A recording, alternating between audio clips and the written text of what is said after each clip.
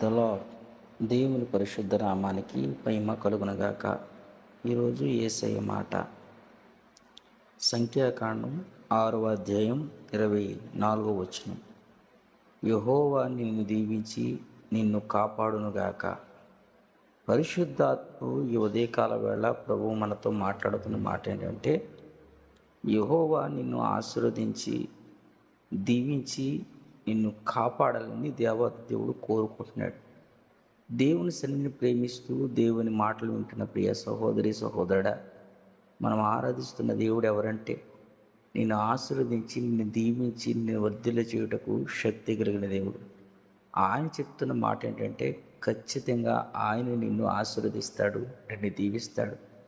ఎంతగా ఆశీర్వదిస్తాడంటే, నీ సమకాలికులందరికంటే గొప్పగా ఆశీర్వదించుటకు శక్తి కలిగిన దేవుడు.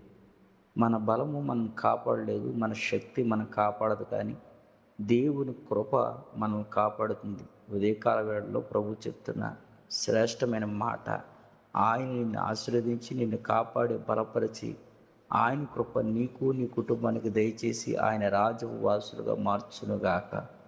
ఆమేన్.